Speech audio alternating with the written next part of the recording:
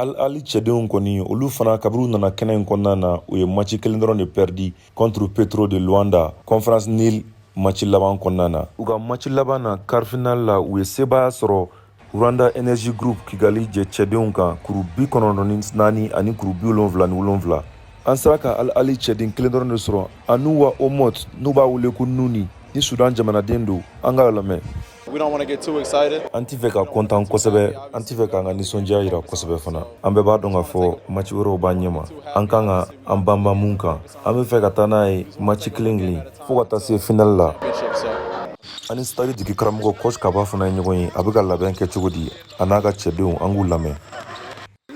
Labɛn à ce niveau kelen na. D'abord, il faut regarder notre match. An y'o kɛ, an ye match mun kɛ ka tɛmɛ. Gɛlɛya mun y'an sɔrɔ vraiment je m'attendais à ça. Parce que vu un adversaire qui a compétition depuis longtemps et bon un équipe un match corriger parce que au rythme codé un match joué il y a 2 mois on a joué dans moins d'un mois 3 semaines après un équipe maintenant un adversaire on n'a pas fini mais depuis aujourd'hui entraînement un chemin de blanc place follow on a attaqué flabé amina lula bo boro kono kana nu ama mako lula follow maintenant égyptien nous un beaucoup la ne connaît mouille ça pour jouer une pique no rôle de kosobe kacha nyebe alu jara de bambulo munye double flash woro do ni season tournoi en konna la match labana ay 18 points do ka 18 rebonta ay block chamanke akara sababu ka victoire di Sadima contre l'équipe Cape Town de South Afrique. Alou ni tournoi préparé tout et ka point fort mais comment même iblo là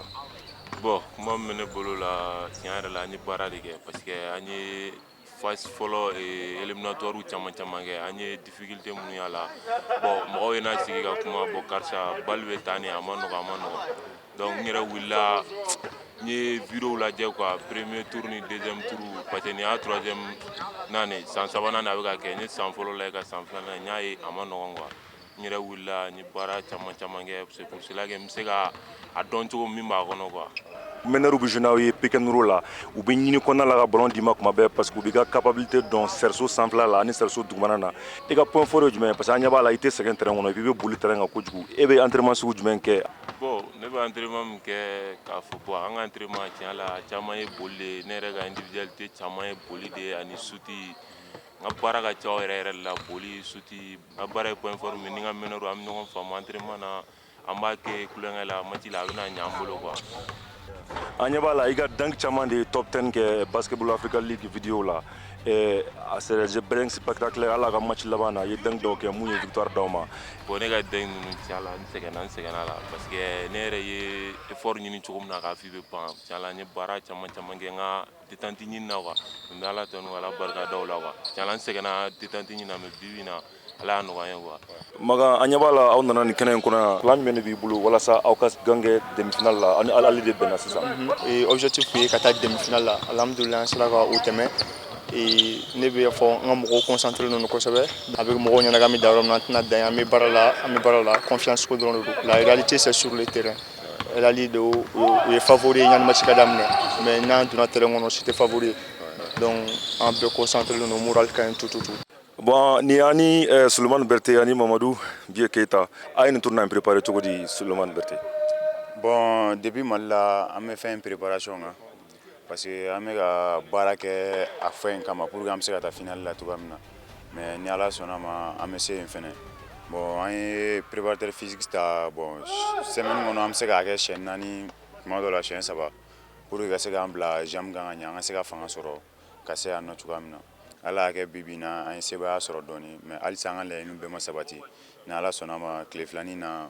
amta final la na ala sonama anya ka fo a gaina captain Tiger contre la comme contre Sud Afrique défensier yorol bajwala et anya ka fo ni tournoi talenya fait défensier de na match chama gagner wa fo tukum na ayere ka ko pe John Wilkins a fo ko attaque be match gagner mais défensive be kuputa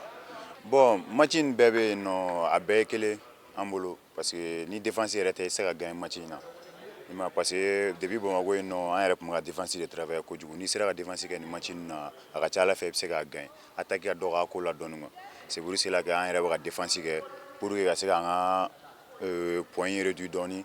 bon o n'a ta mɔgɔ minnu bɛ yen nɔ n'olu t'u yɛrɛ di défense la kojugu olu fana bɛ ka se ka attaque kɛ dɔɔni ka se k'u yɛrɛ sɔrɔ c'est pour cela que an yɛrɛ bɛ ka se ka nin match ninnu gagner. Mamadou Vieux Keita an y'a ye k'a fɔ mais a mana kɛ équipe fɛn o fɛn n'o jɔlen n'aw ɲɛma aw bɛ performer ka mɔgɔw surpris aw ye nin tournoi in préparé cogo di i ka parcours kɔnɔna la ka na stade fɛ ɲina. Bon alhamdulillah parce que a tɛ se k'a fɔ denmisɛnninw minnu don u tɛ k'a fɔ ko nin sera yan fɛ nin sera yan fɛ u t'o dɔn quoi donc confiance bɛ yen nɔ et puis dès le début kabini an bɛ éliminatoire daminɛ fo ka se bi ma don o don dɔ de b'a fɔ ka équipe ka yɛlɛnni kan donc ça veut dire que baara de don effectivement an bɛ kuma ɲɔgɔn ye u bɛ mɔgɔw lamɛn tout le temps détermination b'u la baara ka d'u ye donc fo ka na se bi ma n bɛ se k'o dɔrɔn de fɔ wa engagé don tout le temps wa engagé don tout le temps. A y'aw sɔgɔlen to VOA la an bɛna match in kunkun n'a ɲɛ bɛɛ ladi aw ma live la ka bɔ Kigali Rwanda jamana faaba kɔnɔna la nɛgɛ ɲɛ 19 Mali la nɛgɛ ɲɛ 17 Rwanda jamana wagati la aw k'an bɛn